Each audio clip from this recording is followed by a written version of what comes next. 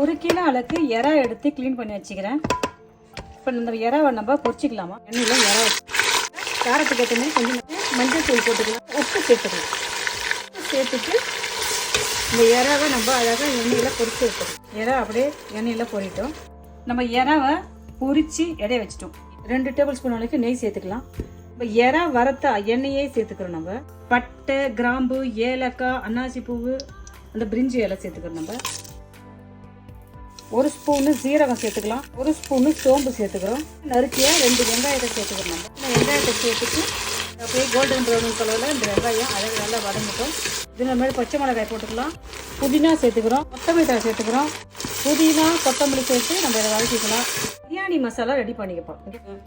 பட்டை, கிராம்பு, ஏலக்காய், ஜாதிக்காய், இது ஜாதி பச்சரி எல்லாத்தையும் சேர்த்து நம்ம வறுத்து பிரியாணி மசாலா செஞ்சுருப்போம். செஞ்சு இது போல் டைம் கிடைக்கக்குள்ள நம்ம வறுத்து வச்சுக்கிட்டா பிரியாணிக்கு சிக்கன் செய்யக்குள்ள, மட்டன் செய்யக்குள்ள கடையில் வாங்குறதோட நம்ம வீட்டிலே இதுமாதிரி டைம் கரெக்டாக செஞ்சு வச்சுக்கலாம். நம்ம இது வந்த வரைக்கும் போதும்.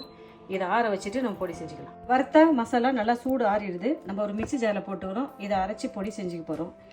1 பிடி அளவுக்கு தாளாரமாக முந்திரி பயிர் போட்டு, 1 பிடி அளவுக்கு பாதாம் பயிர் போட்டுங்க. இதை நம்ம பொடி பண்ணி கொண்டு வந்துடலாம். கரம் மசாலா வீட்டிலே செஞ்சுட்டேன். 200 கிராம் அளவுக்கு நம்ம வீட்டிலே ஒரு ஆரோக்கியமான முறையில் கரம் மசாலா ரெடி பண்ணிட்டோம். பிரியாணிக்கு பயன்படுத்தலாம், மட்டன் சிக்கனுக்கு பயன்படுத்தலாம். இது இப்படி இருக்கட்டும். கரம் மசாலா தூள் 1 ஸ்பூன் சேர்த்துக்கலாம். மஞ்சத்தூள் ஒரு 1/4 ஸ்பூன் சேர்த்துக்கிறோம். மல்லித்தூள் 1 ஸ்பூன் சேர்த்துக்கிறோம். மல்லித்தூள் நான் ஒரு 2 ஸ்பூன் சேர்த்துக்கிறோம். மஞ்சத்தூள், மிளகாய்த்தூள், மல்லித்தூள் சேர்த்து நம்ம இதை அழகாக வதக்கிக்கலாம். நம்ம தயிர் சேர்த்துக்கலாம். நம்ம இதை தயிர் சேர்த்துக்கணும். கொஞ்சம் லெமன் சேர்த்துக்கலாம், 1 ஸ்பூன் அளவுக்கு சேர்த்துக்கலாம்.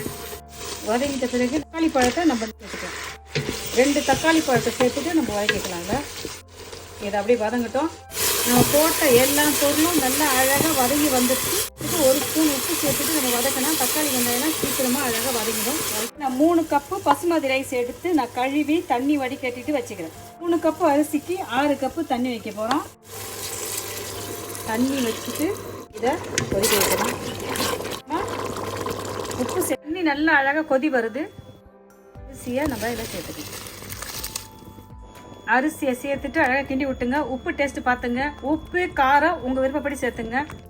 அப்படியே இது வேகட்டும். மூடி போட்டு அப்படியே கொஞ்சம் மிதமான சூட்டில் இது வேக வைக்கும்.